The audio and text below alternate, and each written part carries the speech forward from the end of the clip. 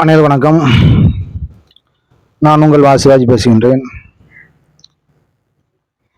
ஒரு காலத்தில் பார்த்தீங்கன்னா சுதந்திரப்போராட்ட தியாகிகள் ஏதாவது நல்லவங்க ஜெயில விட்டு வெளியே வந்தாங்கன்னா தான் பட்டாசு வெடிச்சு வெடி வெடிச்சு கொண்டாடுவாங்க. அப்படி இல்லை அப்படின்னா மக்களுக்காக யாராவது போராடி சிறைக்கு சென்றிருக்கணும் அப்படின்னா அவனை போராளியாக கொண்டாடுவாங்க. இந்த காலத்தில் பார்த்தீங்கன்னா திருடன் ஒரு சாராய பாட்டிலுக்கு ஒரு கூலி தொழிலாளி பார்த்தீங்கன்னா காலையிலேருந்து கல் மண்ணை தூக்கி அவன் சுமந்து அந்த வழியை மறக்கிறதுக்காக பார்த்தீங்கன்னா ஒரு 120 ரூபாய்க்கு கோட்டர் வாங்கி சாப்பிட்றான். ஒரு 130 ரூபா கொடுத்து கோட்டர் வாங்கி சாப்பிட்றான். அந்த கோட்டர் பாட்டில் பார்த்தீங்கன்னா 10 ரூபா அதிகமாக வச்சு பகல் கொள்ளை அடிச்சவங்க. வெளிப்படையான கொள்ளை இது. இது உலகத்திலேயே நடக்க முடியாத கொள்ளை. இது தமிழ்நாட்டில் நடக்குது. கேட்டால் சேலம் ஆண்ட நாடு, பாண்டியன் ஆண்ட நாடு, சோழ ஆண்ட நாடு, நீதி நெறி தழுவாத தமிழ்நாடுன்னு சொல்லி பேசக்கூடிய இந்த கேவலமான தமிழ்நாட்டில் தான் கண்ணெதுக்க பாட்டிலுக்கு 10 ரூபாய் அதிகமாக வச்சு அதிகமாக திருடினாங்க. வச்சு வித்தாங்கன்னு சொல்லக்கூடாது, திருடினாங்க. வச்சு வித்து அப்படின்னா கமிஷன் பேசிக்கல ஆயிடும். ஆனால் திருடினாங்க. பாட்டிலோட விலை 130 ரூபா. ஆனால் 10 ரூபா வந்துட்டு நீ குடுங்கி அடாவடியாக கேட்டு வாங்கினாங்க. கொடுக்கலாட்டி சாராயம் கிடையாது. ஏன்னா சாராயம் விற்கிறது வந்துட்டு திராவிட மாடல் அரசு, திமுக அரசு, திராவிட அரசு தான் அது. என்ன அது திமுகவும் சேர்த்தி தான், அதிமுகவும் சேர்த்திக்குதான். என்ன ரெண்டுமே இது வேற அது வேற கிடையாது, ரெண்டுமே ஒண்ணுதான். இந்த சாராயத்தை அவங்க விற்கிறது இல்லாம பாத்தீங்கன்னா அடாவடி பண்றது. 10 ரூபாய் கொடுத்தாதான் சதை கொடுப்போம்னு சொல்லி போட்டு வலுக்கட்டாயம் கொடுங்குறது. அப்ப இதுக்கு பேர் என்ன இருக்கு? இது திருட்டு தானே. இது உலகத்துல எங்கேயுமே நடக்காததுயா. இந்த தமிழர்கள் பார்த்தா மானங்கட்ட தமிழர்கள் இது கண்டு கொதிச்சு கூட இல்லைல்ல.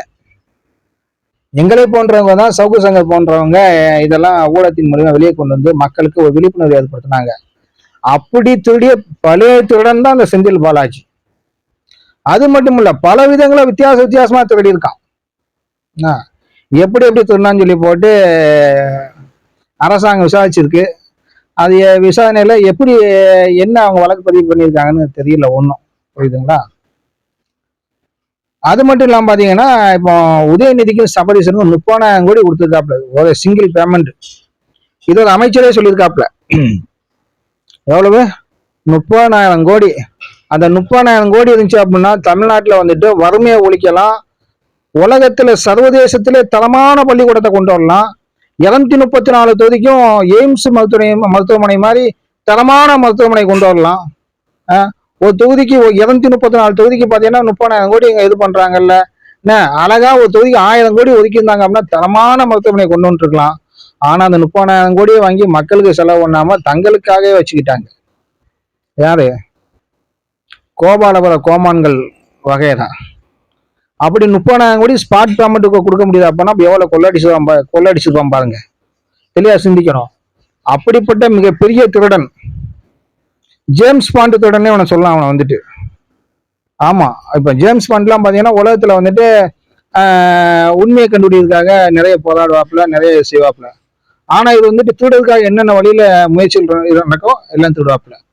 ஏன் செந்தில் பாலாஜிக்கு அவங்க சாதிக்காரங்க எல்லாமே ஆதரவு இருக்காங்க. ஏன்னா நாய உன் சாதிக்கார கூட 10 ரூபாய் திருடினா அவன் நாய்களை.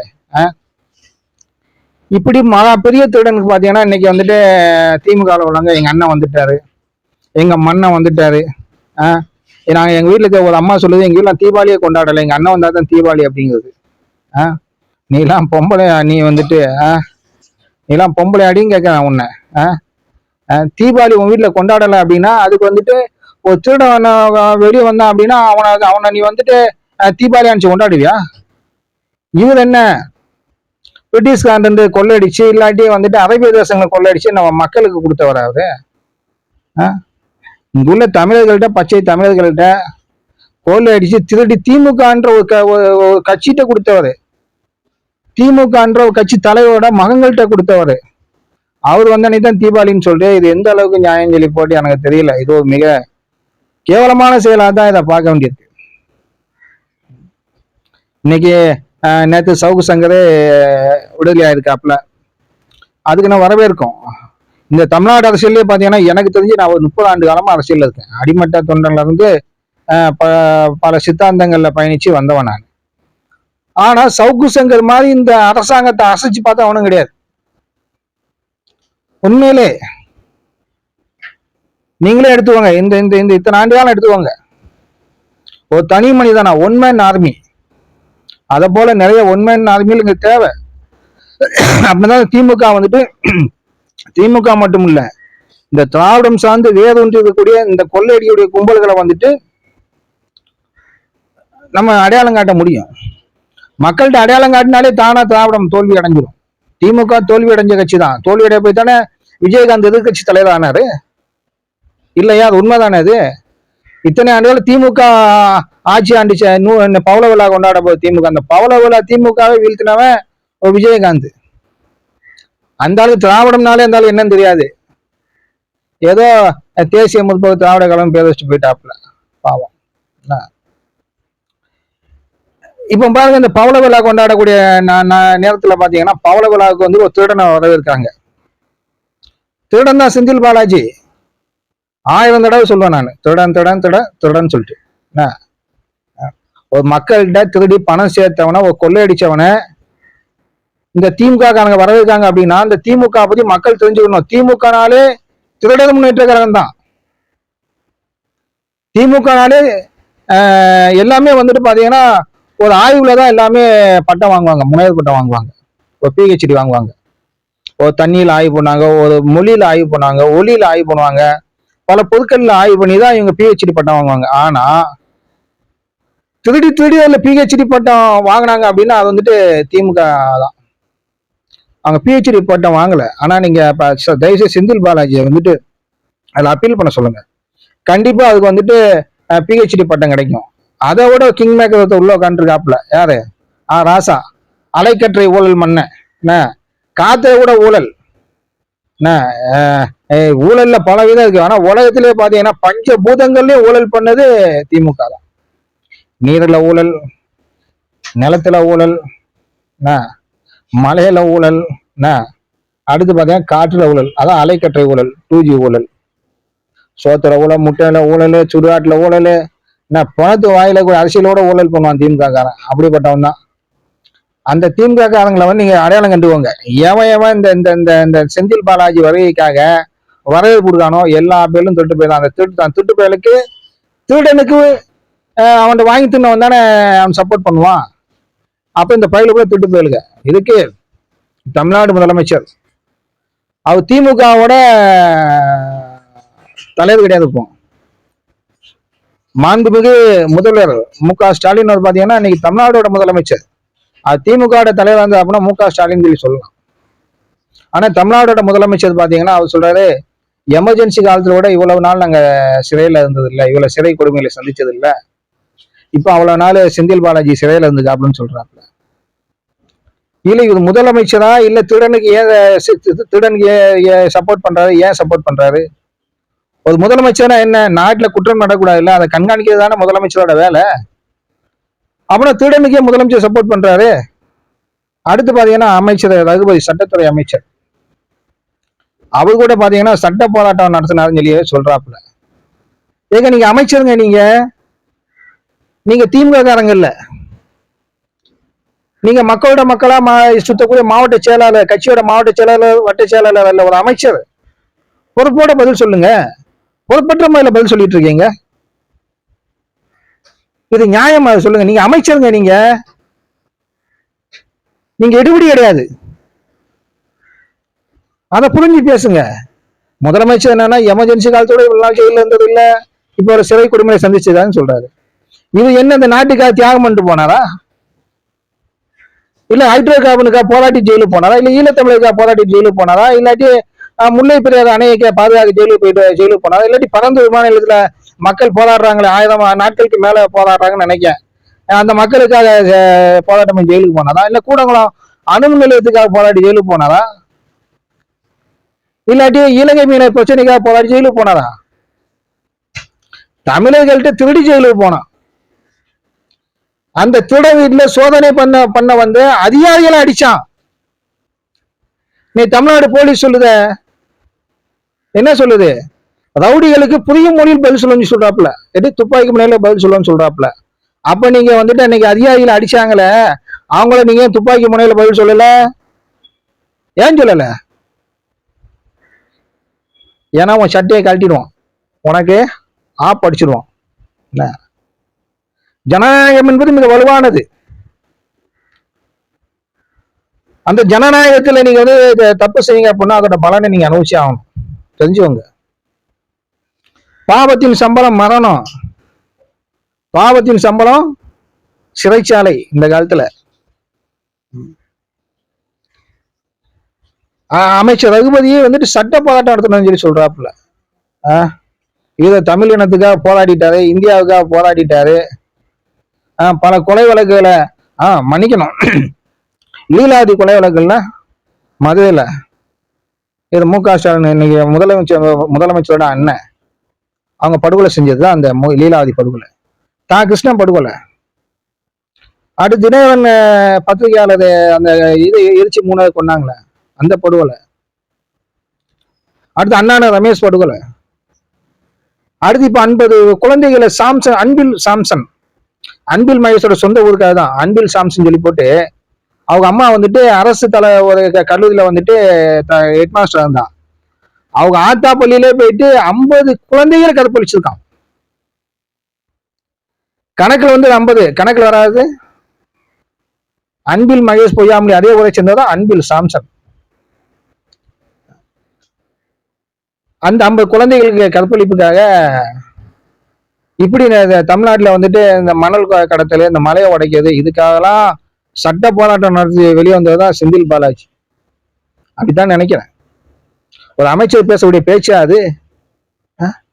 என்ன பேசுறீங்க அமைச்சர்? புரியாம பேசுறீங்க. நீங்க அமைச்சர் மிஸ்டர் ரகுபதி, நீங்க அமைச்சர். என்ன போல அல்ல கை சில்ல கையில் நீங்க அதை புரிஞ்சுட்டு பேசணும். இப்படி நிறைய பேர் பாத்தீங்கன்னா அரசு அதிகாரிகளே ஒரு திருடனுக்கு துணை போறாங்களே, இதை இந்த நீதிமன்றம் வந்துட்டு ஏன் தானா முன் வழக்கு எடுத்து நடத்தி விசாரிக்க கூடாது? பல வழக்குகளை நீங்க விசாரிக்கீங்கல்ல ஐயா. மாண்புமிகு நீதிபதி அவர்களே, நீங்க தான் இந்த நாட்டோட தெய்வம். தெய்வத்தை விட செத்த பின்னாடியே கண்ணில் பார்ப்போம், உயிரோட இருக்கும்போது உங்களை தான் கண்ணில் பார்க்கும். ஏன்னா சட்டம் அப்படி வச்சிருக்கீங்க. இந்த திருடனுக்கு, இந்த திருட்டு பயலுக்கு, செந்தில் பாலாஜிக்கு ஆதரவா வந்து பேசுறாங்கல்ல, இவங்களும் அரசு அதிகாரிகள் தானே. முதலமைச்சர் அரசு அதிகாரி தானே, அமைச்சர் அரசு அதிகாரி தானே. குற்றத்தை தடுக்க வேண்டியவங்களே குற்றவாளிக்கு வந்துட்டு ஆதரவா பேசுறாங்களே, இது தப்புன்னு சொல்லி போட்டு இவங்கெல்லாம் வந்துட்டு ஒரு குற்றவாளின்னு சொல்லி போட்டு ஏன் நீதிமன்றம் தானா முன் வந்து வழக்கு எடுத்து விசாரிக்க கூடாது? எவ்வளவு வழக்கு விசாரிக்கீங்கல்ல, உச்ச நீதிமன்றம், உயர் நீதிமன்றம், இந்த வழக்கை கொஞ்சம் எடுத்து விசாரிங்க. என்ன அப்புறம் ஜனநாயகத்துல வந்துட்டு மனிதன் வாழ முடியும், மனிதன் பெருமூச்சு விட முடியும். அம்பேத்கர் சட்டம் எதுக்கு எழுதினாரு? இந்த திட்டு பயிலுக வாழணும், இந்த திட்டு பயிலுக வந்து கொள்ளடிக்கணும் சட்டம் எழுதினாரு. சட்டம் எதுக்கு? அதிகாரம் அனைவருக்கும் கிடைக்க வேண்டும். இதுதான் அனைவருக்கும் அனைத்தும் கிடைக்க வேண்டும். இதுக்காக தான் சட்டம் எழுதப்பட்டது. இதுக்காக தான் முதலமைச்சர், கவுன்சிலர், மேயர், அமைச்சர், மட்ட கிட்ட எல்லாம் கொண்டு வந்தது. இவங்க எல்லாம் மக்களுக்கு சேவை செய்யணும்னு சொல்லி போட்டுதான் இந்த சட்டத்தை ஏற்றினார் அம்பேத்கர். ஆனா சட்டமே இன்னைக்கு ஒரு கொடூரமான முறையில இருக்குது. எப்படி இத சகிச்சுட்டு வாழ்றது? உலகத்திலே ஒரு கொடுமையான ஜனநாயக நாடு கேட்டா இந்தியா தான். பணம் மூலம் தப்பிக்கலாம், பணம் இல்லாதவன் வந்துட்டு இங்க சிறையில மாட்டி சாவணும், போலீஸ்காக என்கவுண்டர் சுட்டு கொள்ளலாம். இதே செல்வ பிறந்தை கொலையில வந்துட்டு மன்னிக்கணும், இதே ஆம்சாங் கொலையில வந்துட்டு செல்வ பிறந்தை தொடர்புன்னு சொல்லி போட்டு பகுஜன் சமாஜ் அவங்க வந்துட்டு காங்கிரஸ் தலைவர் கடிதம் எழுதுனாங்க, அதை பதவி விட்டு விலகுன்னு சொல்லி போட்டு. நீங்க சிசி ராஜா அவங்களாம் சுட்டு கொண்டீங்கல்ல, ஏன் நீங்க செல்வ பிறந்தையை சுட்டு கொள்ளல? ஏன் கொள்ளல? அப்படின்னா என்ன? அப்ப பணக்காரன் என்ன தப்பு செஞ்சாலும் வாழலாம், ஏழைகளுக்கு தப்பு செஞ்சா ஜெயிலுக்கு போகணும். அப்ப ஏழைகளுக்கு அதுதான் சட்டமா? சட்டம் பணக்காரன் சட்டம் பொருந்தாதா? அதிகார வர்க்கத்தின் சட்டம் பொருந்தாதா? சொல்லுங்க நீங்க. அப்ப அம்பேத்கர் சட்டத்தை எழுதி வச்சாரு, எல்லாருக்கும் எல்லாம் கிடைக்க வேண்டியதுதான் சமநீதி, சமூக நீதி. ஆனா சமநீதி, சமூக நீதி குழி தோண்டி புதைக்கப்படுது. உலகத்திலே மிக கேவலமான ஜனநாயக நாடு இந்தியா தாங்க. ஒரு குற்றவாளி ஒருத்தர் 30,000 கோடி ரூபாய் கொடுத்துருக்கான்னு சொல்லி போட்டு ஒரு அமைச்சரை ஒப்புதல் வாக்குலாம் கொடுக்காப்புல. யாரும் இந்த செந்தில் பாலாஜி, சபரீசனுக்கு, உதயநிதிக்கும். இந்த ஆடியோ வீடியோக்கள் இன்னைக்கும் சமூக வலைதளங்களை கிடக்குது. நிறைய பேர் சேவ் பண்ணி வச்சுருக்காங்க, நானும் வச்சிருக்கேன். ஆனா அப்படிப்பட்ட குற்றவாளியை இன்னைக்கு நீதிமன்றம் விடுதலை பண்ணியிருக்கா அப்படின்னா எப்படி ஜீரணிக்கிறது? சரி, விடுதலை பண்ணிட்டேங்க, எங்களுக்கு எதன் அடிப்படையில் விடுதலை பண்ணீங்கன்னு சொல்லிட்டு எங்களுக்கு தெரியல. இதை நீங்க வெளியிட்டீங்க அப்படின்னா நீதிமன்றம் எங்களுக்கு தெரியும். ஏன்னா வெளியே வந்து வக்கீல் பேச நாங்க ஏத்துக்க முடியாது. அப்ப இந்த குற்றவாளியை வந்துட்டு இன்னைக்கு முதலமைச்சர்ல இருந்து எல்லாமே இன்னைக்கு வரவேற்காங்கல்ல. இவங்களை வந்து குற்றவாளிகள் சொல்லி நீங்க அங்க வழக்கு பதிவு பண்ணி நீதிமன்றம் தானாக முன்னிருந்த வழக்கு எடுத்து விசாரிச்சீங்கன்னா அந்த ஜனநாயகத்துல இருக்கக்கூடிய ஜனநாயகம் கொஞ்சமாவது உயிர் போட வாழும். புரியுதுங்களா? உலகத்துல எவ்வளவோ நாடுகள் இருக்கு, கொலகாத நாடு, கொள்ளக்கார நாடுலாம் இருக்கு. ஆனா சட்டத்தின் அடிப்படையிலேயே கொள்ளை நாடுகள் இந்த இந்தியால தான். அதனால இந்த திருட்டு பையன் யாரு, செந்தில் பாலாஜி, ஈரோடு கிழக்குல என்ன பண்ணாங்க கேட்டீங்கன்னா, எலெக்ஷன் நடக்கும்போது மக்களை கொண்டு வண்டியா கூட்டு போயிட்டு அடைச்சி ஒழிச்சு வச்சு சாராயம் கொடுத்து டான்ஸ் பாட்டு போட்டு காலையிலும் சாயங்காலம் வரைக்கும் அடைச்சி வச்சு சாராயம் ஊற்றி பணம் கொடுத்து அப்படி ஓட்டு போட வச்சு மிக கொடுமையான ஜனநாயக படுகொலை நிகழ்த்தியவன் இவன் தான். உலகத்துல ஜனநாயக படுகொலை நிகழ்த்திய வந்து ஹிட்லர்மாங்க, அப்படி இல்லை. உலகத்துல ஜனநாயக படுகொலை நிகழ்த்திய வந்துட்டு இந்த செந்தில் பாலாஜி தான். டிடி தினதனால இங்க குக்கர் செலுத்த இங்க போய் 20 ரூபாய் நோட்டு கொடுத்து ஏமாத்தினாப்புல. ஆனா அதை விட கொடுமைக்காரன் இந்த செந்தில் பாலாஜி. மக்களை கொண்டு வண்டியில ஏற்றி அடைச்சி வச்சு ஆட்டுக்கறியும் கோழிக்கறியும் சாராயத்தையும் கொடுத்து குத்தாட்டம் போட்டு அங்க ஒரு தேர்தல் விதிமுறைகளை மீறி ஒரு படு கொடூரமான தேர்தலை நடத்தினவன் அந்த செந்தில் பாலாஜி. இதை தேர்தல் அதிகாரியும் வேடிக்கைப்பட்டிருந்தாங்க. அது எல்லாம் வேடிக்கை தான் பார்க்காங்க, சட்டப்படி அது நடக்கல. எல்லாத்தையுமே கமிஷனு கட்டிங் தான். அதனால நீதிமன்றம் இந்த வழக்கை வந்து தானா முன்னெடுக்கணும். இந்த குற்றவாளிய, இந்த திருட்டு பயில, இந்த செந்தில் பாலாஜியை வரவேற்கக்கூடிய எல்லாத்தையுமே, அரசு அதிகாரிகள் எல்லாத்தையுமே நீங்க வந்து ஒரு குற்றவாளியா நீங்க கருதி நீங்க இந்த வழக்கை வந்துட்டு முன்னெடுக்கணும்னு சொல்லி போட்டு நீதிமன்றத்துக்கு நீதிபதி அவர்களுக்கும் எனது இருகரம் கூப்பி கோரிக்கை வைக்கின்றேன். நன்றி, வணக்கம்.